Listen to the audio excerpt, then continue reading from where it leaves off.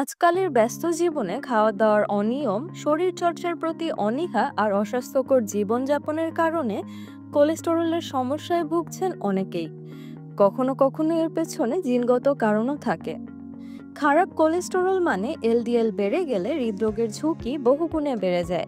আশঙ্কার বিষয় হলো আজকাল ৩০-এর নিচে থাকা ছেলেমেয়েরাও এই সমস্যায় পড়ছেন। কিন্তু কোলেস্টেরল কি?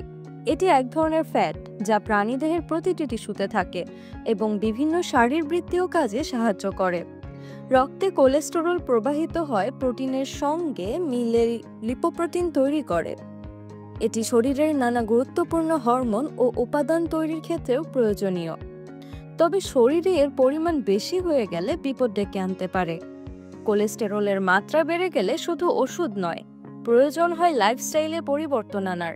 বিশেষ করে খাদ্যাভ্যাসে সচেতনতা জরুরি। চলুন জেনে নেওয়া যাক কিছু খাবারের কথা, যেগুলো নিয়মিত খেলে কোলেস্টেরলের মাত্রা নিয়ন্ত্রণ রাখা সম্ভব। এতে থাকা বিটা গ্লুকান নামক দ্রবণীয় ফাইবার রক্তে কোলেস্টেরলের মাত্রা কমায় এবং ওজনও নিয়ন্ত্রণে রাখে। প্রদাহ কমায়, রক্ত সঞ্চালন বাড়ায়। ওটসের পাশাপাশি ডালিয়া, কিনোয়া এসবও খাদ্য তালিকায় রাখতে পারেন। ডাল, মসুর, মুগ, ছোলা এই ধরনের ডালে রয়েছে প্রচুর ফাইবার ও উদ্ভিজ্জ প্রোটিন। প্রতিদিন ১ কাপ ডাল খেলে কয়েক সপ্তাহে ৫% পর্যন্ত এলডিএল কোলেস্টেরল কমানো সম্ভব। আমন্ড, প্রতিদিন সকালে ১০টা ভেজানো আমন্ড খেলে শরীর থাকবে ঠিকঠাক। এতে রয়েছে হেলদি ফ্যাট, ফাইবার, ভিটামিন ও মিনারেল যা কোলেস্টেরল নিয়ন্ত্রণে সাহায্য করে। আমন্ড রক্তনালীতে প্লাক জমতে দেয় না এবং প্রদাহ কমায়। এই সময়ে বাজারে পাওয়া যায় লাউ, কুমড়ো, পটল, ঢেঁড়স, ঝিঙে। এদের নিয়মিত খেলে রক্তে কোলেস্টেরলের মাত্রা থাকবে নিয়ন্ত্রণে।